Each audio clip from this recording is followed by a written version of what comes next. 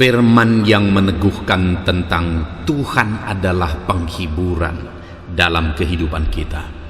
Saudara, adakah saat ini saudara mengalami duka dalam hidup saudara? Saudara mengalami hati yang hancur karena satu masalah, karena satu persoalan, atau karena perlakuan orang lain, atau apapun yang saudara hadapi yang membuat hatimu sedih, hatimu berduka, hatimu hancur saat ini. Dengar saudara, ada Tuhan yang menjadi penghiburan bagi kita. Dia Allah yang sanggup menghibur kita sampai kedalaman hati kita.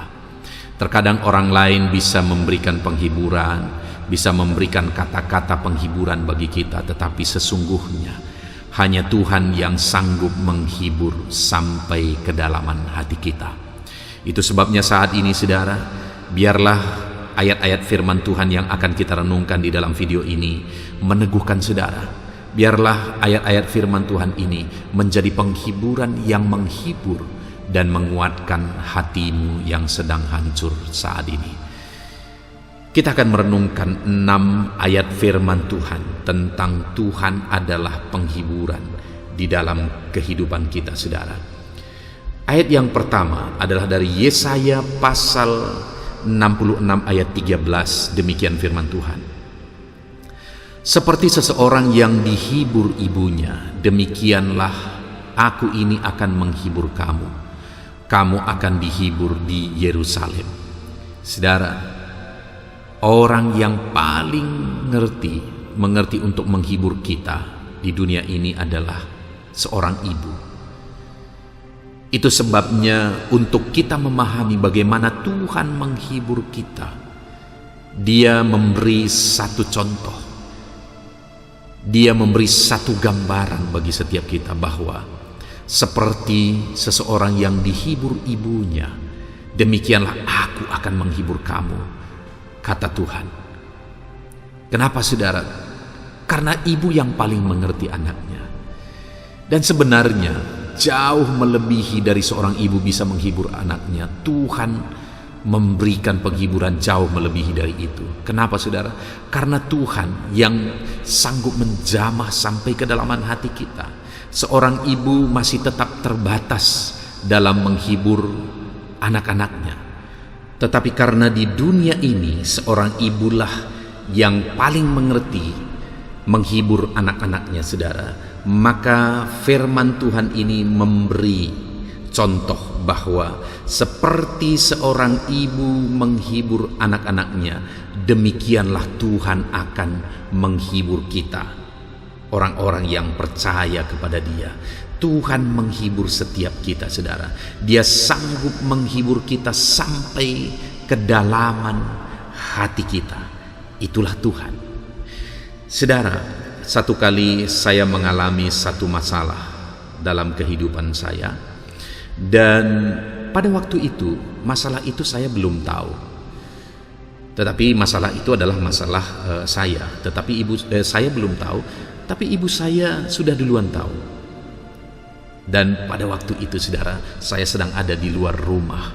Saya sudah berkeluarga, dan pada waktu itu saya ada pelayanan, dan kebetulan ibu saya berkunjung ke tempat pelayanan saya. Dan pada waktu itu saya sedang di luar dan di rumah ada sedikit masalah oleh karena orang luar, oleh karena masalah dari eksternal. Nah saudara, karena ibu saya duluan tahu, dia tunggu saya di depan gerbang. Jadi dengan pikiran saudara, dia berkata waktu itu ketika saya datang, dia langsung senyum menyambut saya. Jadi saya tanya dia, kenapa mama di luar? Dan dia berkata, ini nakku ada sedikit masalah. Dan dia dengan tersenyum menceritakan itu kepada saya. Dan dia berkata bahwa aku tidak mau kamu bersedih, maka saya tadi tunggu kamu di luar dan menceritakan masalah ini. Aku mau kamu kuat, tidak sedih. Sebenarnya masalah itu tidak terlalu menjadi masalah bagi saya pada waktu itu.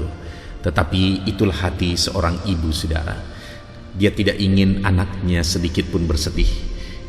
Itu sebabnya dia tunggu saya di gerbang Sebelum saya masuk rumah pun dia sudah tunggu saya di sana, dan dia mau supaya saya tidak sedih terhadap situasi yang ada. Ketika saya lihat itu, saudara, betapa seorang ibu tidak ingin anaknya bersedih. Dan itu sebabnya Tuhan beri contoh di sini, seperti seorang ibu seseorang dihibur ibunya, demikianlah aku menghibur kamu, kata firman Tuhan. Dengar saudara, Tuhan menghibur saya, Tuhan menghibur saudara dalam semua kesusahan yang kita alami dalam hidup kita. Ayat kedua dari Yesaya pasal 49 ayat 13, demikian firman Tuhan. Bersorak-sorailah hai langit, bersorak-soraklah hai bumi, dan bergembiralah dengan sorak-sorai hai gunung-gunung, sebab Tuhan menghibur umatnya dan menyayangi orang yang tertindas. Saudara, di dalam ayat ini kembali Tuhan menegaskan bahwa sebab Tuhan menghibur umatnya dan menyayangi orang-orang yang tertindas, Dia Allah yang menjamin bahwa Dia akan menghibur setiap kita, saudara.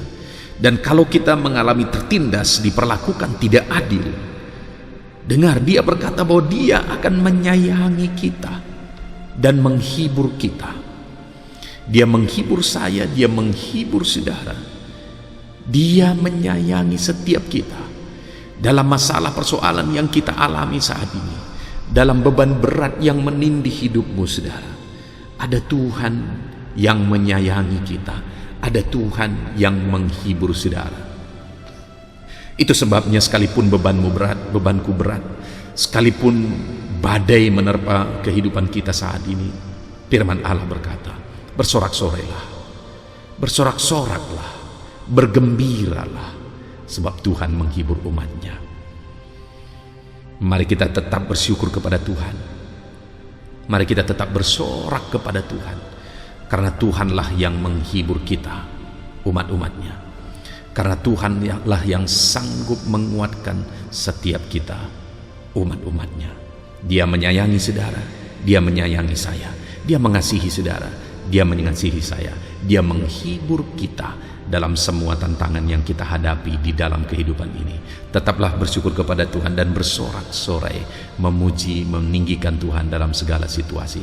Jangan pernah undur untuk hidup memuliakan Tuhan. Tetaplah hidupmu memuliakan Tuhan. Ayat selanjutnya, saudara, adalah dari Mazmur 23 ayat keempat. Demikian firman Tuhan. Sekalipun aku berjalan dalam lembah kekelaman, aku tidak takut bahaya, sebab Engkau besertaku, gadamu dan tongkatmu itulah yang menghibur aku. Saudara, firman Allah ini, firman yang sangat terkenal, yaitu Mazmur 23, di mana Tuhan adalah gembala bagi umat-umatnya. Dan di sini dikatakan bahwa sekalipun aku berjalan dalam lembah kekelaman, aku tidak takut bahaya, sebab Engkau besertaku. Dia adalah gembala yang baik, Dia menyertai umat-umatnya. Gadamu dan tongkatmu itulah yang menghibur aku. Gada dan tongkat itu adalah alat gembala untuk mengusir musuh, untuk menghalau musuh. Gada itu dipakai untuk menghalau musuh, tongkat itu dipakai selain untuk menghalau musuh juga ada penafsir yang mengatakan itu dipakai untuk supaya domba-dombanya tetap berada di jalur dalam perjalanan mereka. Nah, saudara, pemazmur ini berkata bahwa Tuhan adalah penghiburan bagi dia. Bahkan gada dan tongkatnya itu menghibur dia. Kenapa? Ada gada atau perlindungan daripada Tuhan, perlindungan dari gembala yang baik. Tongkat itu adalah pelindung juga, dan sekaligus untuk mengarahkan domba-dombanya. Kita adalah domba-dombanya Tuhan, dan Tuhan adalah gembala kita. Dia yang menghibur kita karena Dia yang melindungi kita. Dia pegang gada yang melindungi kita, yang mengusir musuh dari kita. Dengan tongkat-tongkatnya Dia mengusir musuh dan juga mengarahkan domba-dombanya. Sebagai aplikasinya dalam hidup kita, saudara, Tuhan adalah penghiburan kita. Kenapa? Karena Dia melindungi kita. dalam situasi yang sulit sekalipun. Dia menjaga kita. Kita adalah domba-domba yang lemah. Domba itu punya sifat yang lemah, saudara. Tidak bisa melindungi diri, tidak bisa menjaga diri. Harus dijagai, harus dilindungi, harus diarahkan, harus dituntun, harus diberi makan. Itulah domba, saudara. Dan kita digambarkan seperti domba. Kita adalah manusia yang gampang untuk ditipu oleh iblis. Kita adalah manusia yang telah jatuh dalam dosa, dan iblis terus berusaha untuk menghancurkan kehidupan kita. Tetapi ada Tuhan yang menjadi gembala bagi kita, melindungi kita, menyertai kita. Gada dan tongkatmu menghibur aku ya Tuhan. Tuhan melindungi setiap kita. Ayat selanjutnya, saudara, adalah dari Yesaya pasal 51 ayat 3. Demikian firman Tuhan. Sebab Tuhan menghibur Sion, menghibur segala reruntuhannya. Ia membuat padang gurunnya seperti Taman Eden, dan padang belantaranya seperti Taman Tuhan. Disitulah terdapat kegirangan dan sukacita, nyanyian syukur dan lagu yang nyaring. Saudara, firman Allah ini menegaskan sebab Tuhan menghibur umatnya Sion. Tuhan menghibur segala reruntuhannya. Sekalipun pada waktu itu semuanya masih seperti reruntuhan, tetapi firman Allah berkata bahwa Tuhan menghibur umat-umatnya dalam segala reruntuhannya. Kenapa, saudara? Karena dikatakan bahwa padang gurun yang seperti reruntuhan, padang gurun yang gersang, yang tiada taburan, tiada tuaian, padang gurun yang tiada harapan, Tuhan ubah itu menjadi Taman Eden, dan padang belantara Tuhan ubah itu seperti Taman Tuhan. Saudara, alangkah dahsyat dan luar biasanya janji firman Tuhan. Dia menegaskan bahwa situasi yang sulit, situasi yang tanpa harapan, situasi yang begitu gersang dan tidak ada harapan, Tuhan berkata bahwa Tuhan akan menghibur kita, dan Dia ubah padang gurun kita, padang belantara kita menjadi Taman Eden, menjadi seperti Taman Tuhan. Akan berubah situasi yang kita alami hari ini, saudara. Akan berubah beban berat yang sedang menindih kehidupan kita. Tuhan akan menghibur saya, Tuhan akan menghibur saudara dengan mengubah segala keadaan dan situasi hidup kita.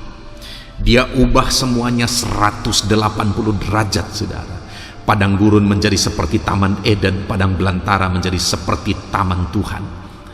Hidup kita yang hari ini sepertinya tidak ada harapan, Tuhan sanggup ubah menjadi penuh harapan. Hidup kita yang hari ini begitu berantakan, hancur-hancuran, Tuhan akan ubah 180% menjadi baik dan indah. Hidup kita yang hari ini yang penuh dengan beban berat dan kesedihan, Tuhan akan ubah menjadi hidup yang begitu indah, ringan, dan penuh sukacita. Tuhan ubah segalanya 180 derajat. Itu yang akan Tuhan kerjakan, itu yang akan Tuhan ubah di dalam kehidupan kita. Itu yang akan Dia kerjakan untuk menghibur kehidupan kita. Tuhan menghibur saya, Tuhan menghibur saudara. Ayat selanjutnya tentang Tuhan adalah penghiburan bagi kita, saudara, adalah dari 2 Korintus pasal pertama ayat yang keempat. Demikian firman Tuhan. Yang menghibur kami dalam segala penderitaan kami, sehingga kami sanggup menghibur mereka yang berada dalam bermacam-macam penderitaan dengan penghiburan yang kami terima sendiri dari Allah. Saudara, di sini Paulus berkata bahwa Allah yang menjadi penghiburan bagi dia. Dan Paulus menegaskan bahwa ketika dia mengalami penghiburan daripada Tuhan dalam segala penderitaan yang dia alami, dalam dia mengiring Tuhan, dalam dia melayani Tuhan, maka dia berkata sehingga kami sanggup menghibur mereka yang berada dalam bermacam-macam penderitaan dengan penghiburan yang kami terima dari Tuhan. Saudara, di sini kita belajar bahwa Tuhan yang menjadi penghiburan bagi kita, Tuhan yang menghibur kehidupan kita. Tetapi dengar saudara, ada tujuan yang sangat mulia daripada Tuhan yang Dia mau kita kerjakan sebagai orang-orang yang telah dihibur oleh Tuhan. Apa itu, saudara? Tuhan mau seperti yang dialami oleh Paulus, Seperti yang dilakukan oleh Paulus. Ketika Paulus mengalami penghiburan dari Tuhan, maka dia juga menghibur orang lain melalui penghiburan yang Tuhan berikan kepada dia. Artinya sebagai orang yang mengalami penghiburan daripada Tuhan, seharusnya kita sanggup menghibur orang lain. Seharusnya kita sanggup menghibur orang-orang yang sedang menderita. Itu sebabnya saat ini saudara, belajarlah menjadi berkat bagi orang lain. Jadilah engkau jadi penghiburan bagi orang lain, karena engkau sendiri telah dihibur oleh Tuhan. Penghiburan-penghiburan yang engkau terima di dalam hidupmu, biarlah itu juga menjadi penghiburan bagi orang lain, karena penghiburan dari Tuhan itu akan mengalir dari hidupmu kepada keluargamu, mengalir penghiburan Tuhan dari hidupmu bagi orang lain, bagi sahabat-sahabatmu, bagi banyak orang di luar sana. Jadilah engkau menjadi saluran penghiburan dari Tuhan. Jadilah engkau jadi saluran berkat bagi orang lain ketika Tuhan menghibur engkau. Ayat yang terakhir tentang penghiburan Tuhan saudara adalah dari Yohanes pasal 14 ayat 26. Demikian firman Tuhan. Tetapi penghibur, yaitu Roh Kudus yang akan diutus oleh Bapa dalam namaku, dialah yang akan mengajarkan segala sesuatu kepadamu dan akan mengingatkan kamu akan semua yang telah kukatakan kepadamu. Saudara, di dalam Yohanes pasal 14 ini ayat 26, Yesus menegaskan bahwa tetapi penghibur yaitu Roh Kudus. Jadi saudara, di sini ditegaskan bahwa Roh Kuduslah yang menjadi penghiburan bagi kita. Roh Kuduslah yang sanggup menghibur kita. Itu sebabnya saat ini saya mau menegaskan kepada saudara bahwa pastikan Roh Kudus memenuhi hatimu, karena Roh Kuduslah yang akan menghibur engkau. Karena Roh Kudus yang sanggup menghibur sampai kedalaman hatimu. Bahkan ketika Roh Kudus ada, tinggal, berkuasa dalam hidup kita, saudara, Dia bukan hanya akan menghibur kita, tetapi dikatakan di sini Dia akan mengajar kita dan mengingatkan kita akan apa yang Tuhan mau kita lakukan, akan firman-Nya yang telah diajarkan bagi kita. Jadi sekali lagi, pastikan Roh Kudus sudah memenuhi kehidupan saudara. Karena jika Roh Kudus memenuhi hidupmu, maka Roh Kudus akan menghibur engkau, menguatkan engkau. Bahkan Roh Kudus akan mengajar saya dan saudara dalam perjalanan kehidupan kita. Puji Tuhan saudara, kita sungguh bersyukur buat 6 ayat firman Tuhan yang luar biasa yang telah kita renungkan bersama tentang Tuhan adalah penghiburan di dalam hidup kita. Alami penghiburan dari Tuhan. Biarlah Tuhan selalu menghibur kehidupan saudara. Kita bersyukur buat firman Tuhan. Tuhan memberkati saudara. Amin.